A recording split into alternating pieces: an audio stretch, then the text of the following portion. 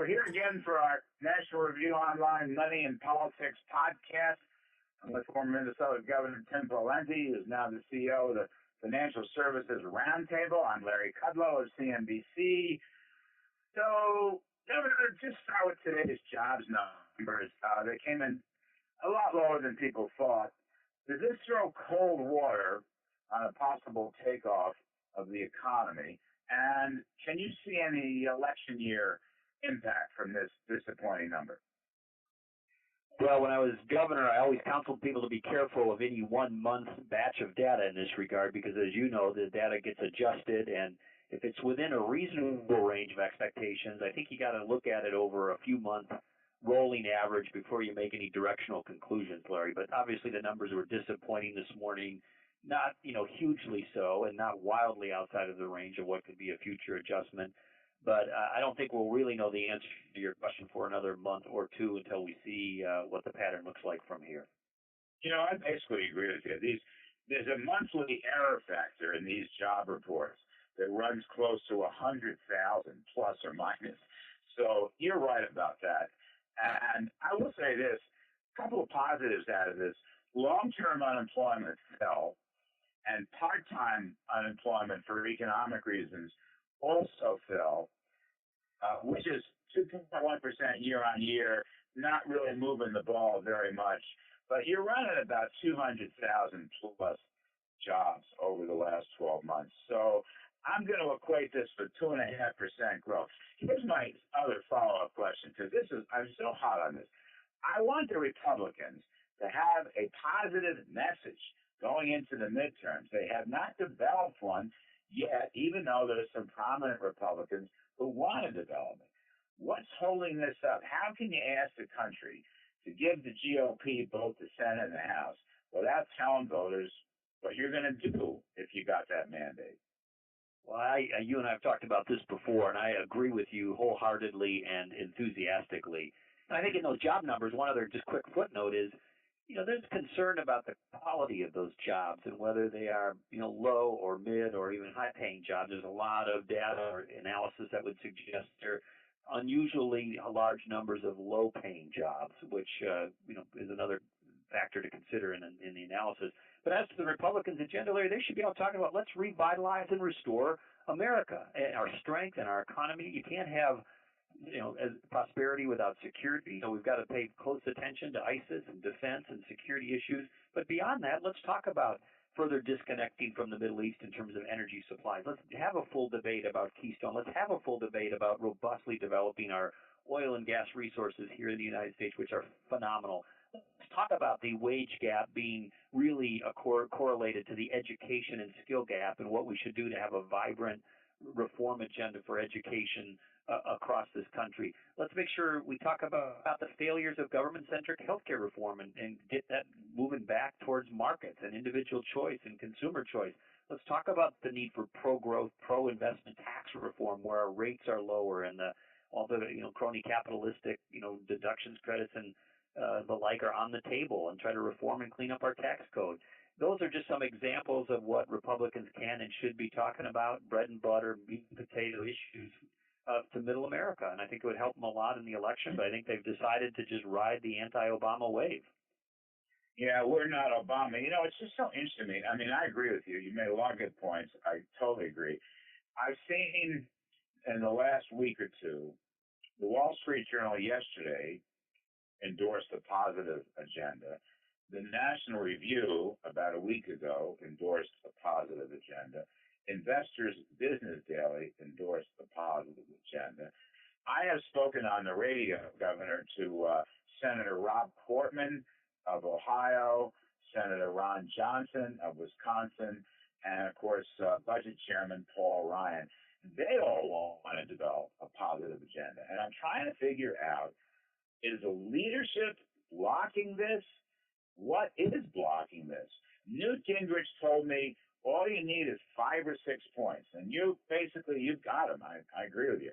Why can't they come through with this? Or do they think they can just win by holding on to some kind of lead and saying, I'm not Obama? I mean, that strikes me as high risk scenario.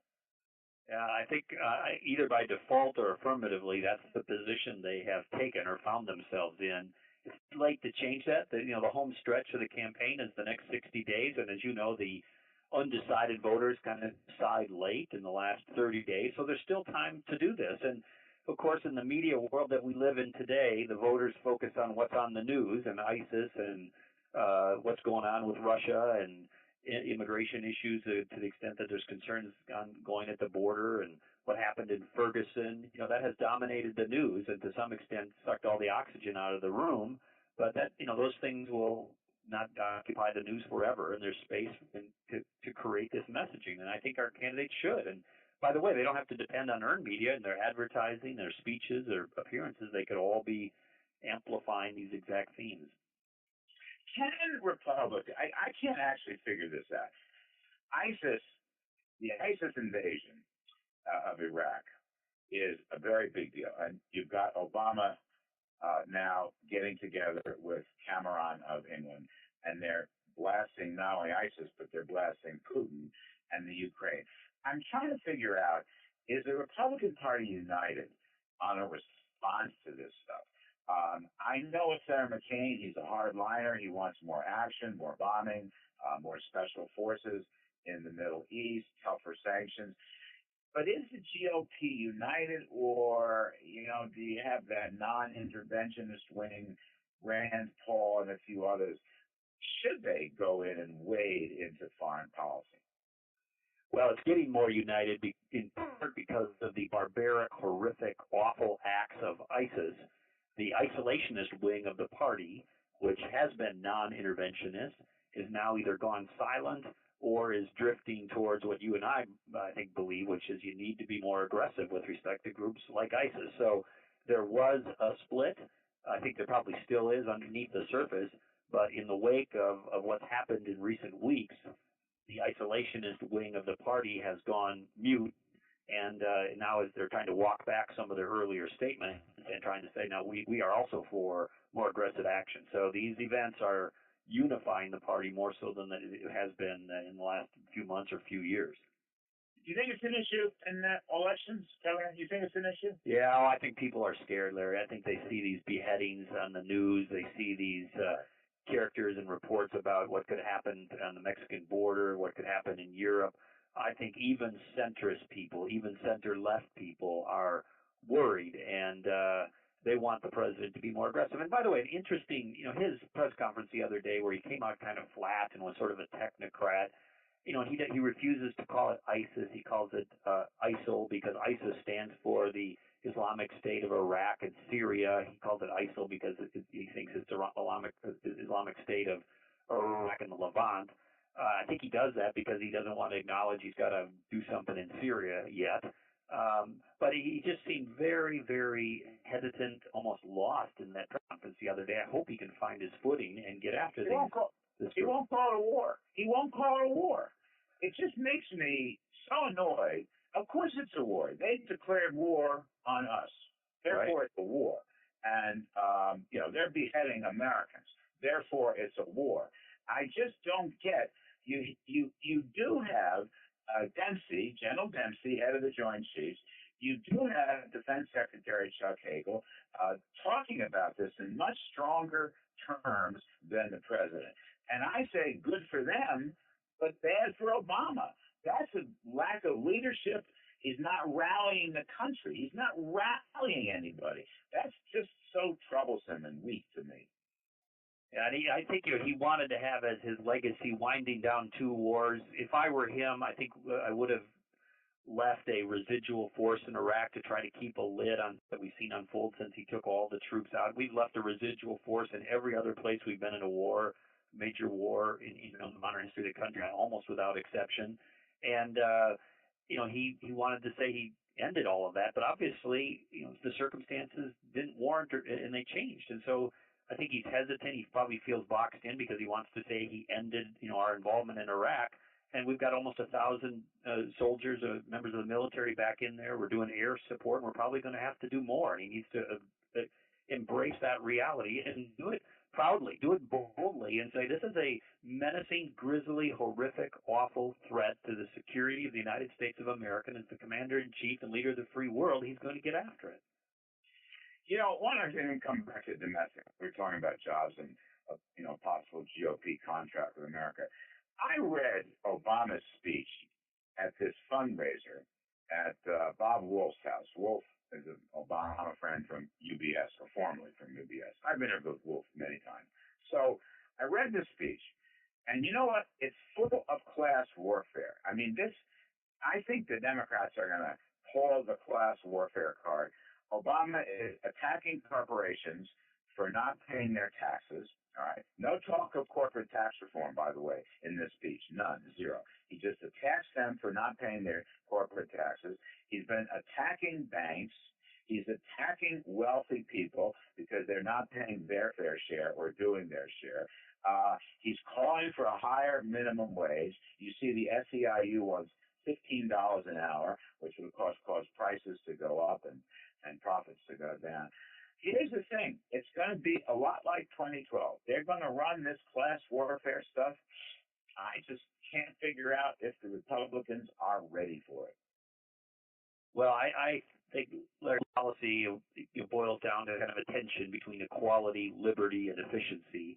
The Democrats, obviously, all of us value those principles and those values, but he wants to use government to try to mandate certain outcomes. And I think Republicans should have an opportunity, agenda that gives people empowerment and hope who are low-income, modest-income circumstances.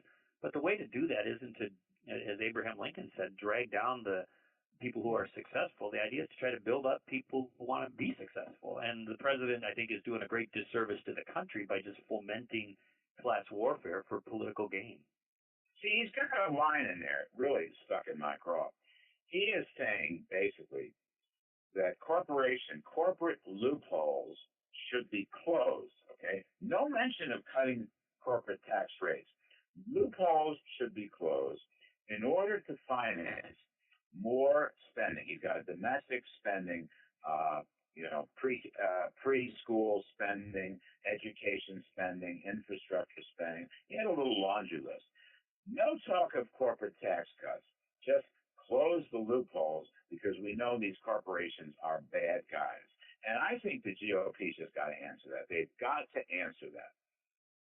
Yeah, I agree with that. And it needs to be about growth, and it needs to be about what it takes to grow jobs and to provide opportunity. And it isn't going to come from government, sponsored platforms. It's got to come from a private economy. And as you know, there's about 5% of the folks in the country who want to be or are entrepreneurs. The bulk of the job growth in this country is going to come from small and medium-sized businesses who feel confident about their future and are willing to, expand, to grow, to buy capital equipment, to buy new facilities, to more risk. And if you do things in the tax code to punish, that kind of activity, you're going to get less of it. And money can, go ahead. This is what the GOP has to talk about. This is why I'm concerned. They've just got to have a pro-growth message, a deregulation message, a tax reform message. You laid it out. But they've got to answer this stuff. The Democrats are already running class warfare ads. We did a piece on CNBC. Senator Kay Hagan of North Carolina, she's the incumbent. She's running these class warfare ads against Tom Tillis, her opponent, basically saying that the Republican legislature cut education, which is not true. They just had a smaller increase, in order to give tax cuts to the rich. Okay, that was her line. She's supposed to be a moderate, but that's a left-wing class warfare approach. And I think we're going to see a lot more of that in these swing races. I'd say also, show me the place and the time in history where a government-centric, government-dominated economy and excessive, government platforms for the delivery of service has been sustainable and workable and in the best interest of modest income people. And, where is that place and where is that time? And if you look at Europe as a modern day example, they are struggling. If you look at even more socialistic examples over time, and that model doesn't work. And so we shouldn't forget those lessons of history. Yeah, well, let's hope GOP gets more aggressive here. All these swing races, a lot of them are still up for grabs. Former Minnesota Governor Tim Pawlenty, thank you, sir. That's our Money in Politics podcast. I'm Larry Kudlow. We'll talk to you all next week.